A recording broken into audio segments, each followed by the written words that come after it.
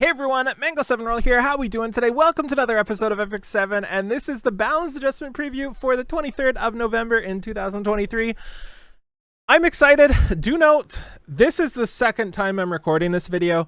I recorded it once already. We got through everything, but I wasn't really happy with the video because it was just too long. It drawn out forever. I was scatterbrained as expected with all this stuff happening, and it just wasn't good enough. So we're gonna re-record this, do it more specifically, accurately, and hopefully better, and go from there. I might upload the raw uncut into membership section if that's something you're interested in later today.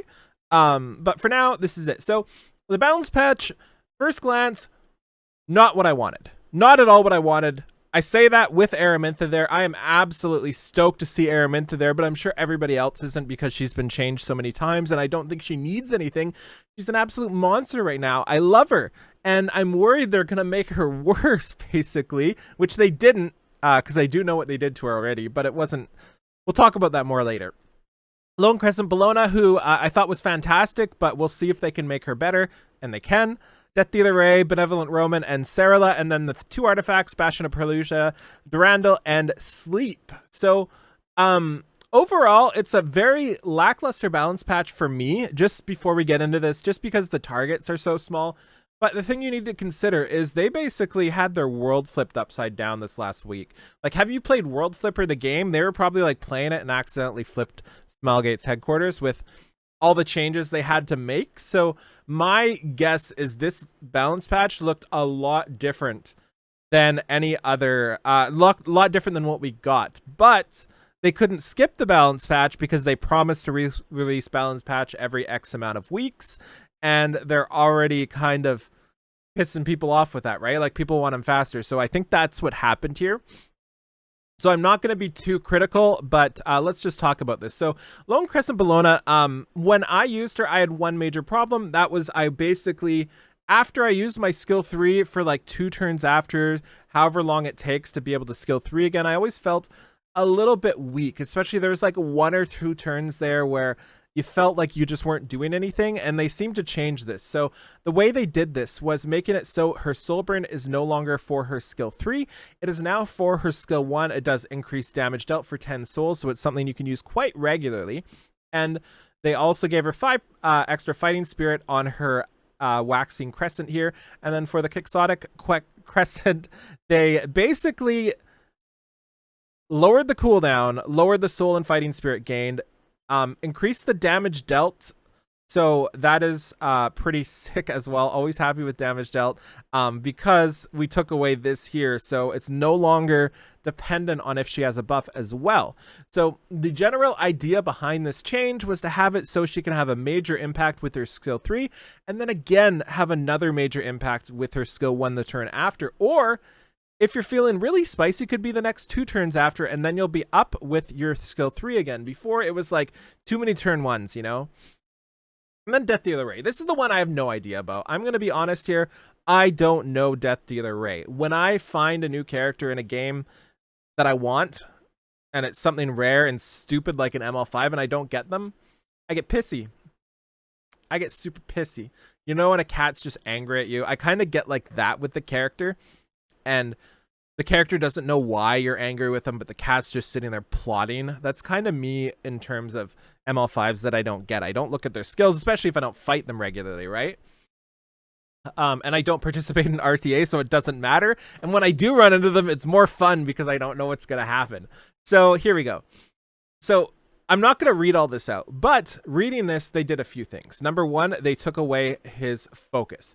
He is no longer a focus-oriented character, and from what I gathered from somebody in our guild chat that uses him regularly, they said, Famous Shameless said, the change to DDR kind of messed up my current build with him.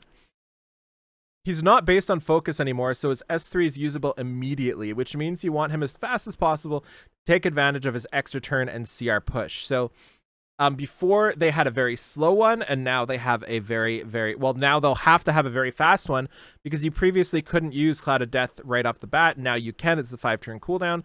Dispels buffs from all enemies first and then sleeps them here. Also to note, he basically keeps essentially the same things, just in a different order, and I don't know how this is going to play out, because instead of the detonate on our skill 1, it's going to be on anatomical mutation, for example. We've got the successful damage targeted to injuries too, which was on Cloud of Death before. It's no longer on Cloud of Death, so stuff just moved around a lot. Yeah, so let's take a look at Aramintha now. So this is a sad one, so let's talk a little bit about Aramintha, right? I love her to death. I think she's fantastic. I think the only change you could possibly make for her right now that would be warranted would be a way to make her usable in Fire Rift. I don't know if she is. I don't think so, because she detonates, and I know she doesn't detonate now if you don't want her to, but I don't think that makes you want to use her in Rift, right? So I'm not sure why they made this change, but long story short, the thing that needs to change with Aramintha is her skill 3. I know they well, specifically her skill 3, the things that need to change for Aramintha are just the chances to have stuff happening, and they didn't really fix that here. They kind of did, but didn't tackle it in the way I would like. So now what Era's going to do, instead of detonate on her skill 1 here, so now it's just going to be a burn for 2 turns like it was before, but now your detonate is on a exclusive equipment. So if you want to use your entire exclusive equipment slot for this, you can detonate here, and you no longer get this 5% CR because it's now a detonate. So they baked it into her passive, which I think is obviously pretty big, but is one of those things where you might not notice it a lot of the time. 5% is not a lot. Sometimes it's only 5%, sometimes it's 10, sometimes it's 15, sometimes it's 20. But when it's 5%, sometimes it just doesn't even matter, right? And then I'm happy with it, don't get me wrong, but we're talking about 1 of 5 buffs on this buff list. So we then have Fire Pillar, which has a 70% chance to stun for 1 turn now, up from 50%. So it's 20% more. And the thing to note here is there's also an EE to increase the rate by 10%. So we have an 80% chance to stun on her skill 3 for 1 turn. So what I want to mention here is there are a few things that can cause her problems. One of them is her burn. So her burn is 100% effect chance, or not 100% effect chance, ignores effect resistance on her Fire Pillar. But you still only have a 70 to 80% chance to stun, depending on if you have the exclusive equipment. So previously you could burn and not land any stuns. You didn't get resisted because you didn't land them. They just 50% didn't happen. You missed all 4 of them, right? Now it's 70%, so it's going to happen less, but it can still happen.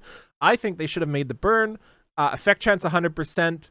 They should have made the effect chance 100%, 20 souls, and ignores ER. That's what they should have done for a Fire Pillar. They should have kept it at a 50% chance to keep the RNG and fun part of her, because her whole kit is RNG, skill 2, skill 3, and have a way where if you really want to get something done, you have the ability to. Right now you don't. You can burn your skill 3 and nothing can happen. Nothing different can happen. That's crazy to me. So that is what I want to change from her. And I don't like being forced to use the detonate for a lot of times, and I'm guessing there's very specific times where you don't want to detonate, which is why they did this, but it's still a little bit awkward to me. The big chance with her kit is the 50% chance to burn, in my opinion. I think there's characters with a 100% chance to provoke, or 75 to 100% chance to depth break, and her whole kit is reliant on burns landing to do damage, and it has 50% chance. That's the part that gets me, and that's what should have been changed, in my opinion. That would massively change. And if you want to give her special, make her dispel debuffs or something, so she can actually buff herself instead of getting unable to be buffed, you know? Like, lots of stuff like that can happen with Era. I think they just missed it. And yeah, so this is another interesting one. This is Benevolent Roman. Now they're making him immune to silence, also decreased defense as well as silence, and also he looks kitted pretty much to try to counter Zeo, right? Like, this is a direct Zeo counter now, I think, if I'm understanding right. So Yeah, I think this is a great change. This is actually one of the ones I'm most happy with, I think, in the balance patch, because it's somebody who I don't see used, and I feel like this is good enough to use now. So this is a very, very good change. Same with Bellona. And then we have Serila. So Serila I'm a little pissed about, because they did this right after Halloween, and right after everybody Mulligored their haste that hadn't done it, right?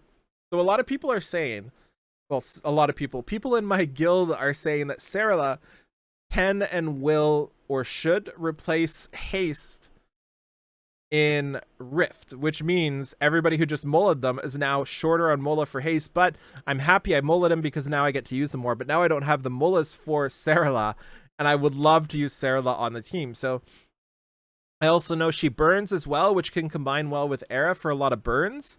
I don't know if Serila Era is supposed to be a team. I have no idea what the mechanics are like. I know what the mechanics are, but I don't know the inner workings to make a team on it. So yeah. Also to note, her skill 3 is now going to be a defense break as well. So basically she has a 100% chance to defense break first turn all the time, which haste only has like 75 or something, right? So we'll see what happens here, and we'll see if she's good. She's a character I've been wanting to build forever, and I think a lot of people have been wanting to as well, but we've all been hit by the same issues of trying to build a character that wasn't very good, right? And then we have the stars of the show, I think. I think the artifacts and the sleep debuff got the best change. So they have Bastion of Pollution now. I was worried because this is one I still use, but they made it so it works both like it did before, but also gives the caster the immunity and everything too, and also does it in the back row instead of highest attack. So this can actually cause a problem if your highest attack is like a Senya that needs to be in the front, but odds are this is going to be the same thing but better for most situations. And speaking of the same thing but better in most situations, so is Durandal. So Durandal is going to be, get on my head, you stupid hood, the same as before, except above 75%, it increases CR by 4 to 8%, and below 4 to 8% as well. So it's the exact same as this, just when you're above 75%, you're going to get an extra 4 to 8 instead. Then we have Sleep, and Sleep makes it so they cannot evade, which is what I feel like every sort of debuff that makes it so you can't take a turn should do, right? Like, if you're slept, you should probably not be able to evade. If you're stunned, you should probably not be able to evade either.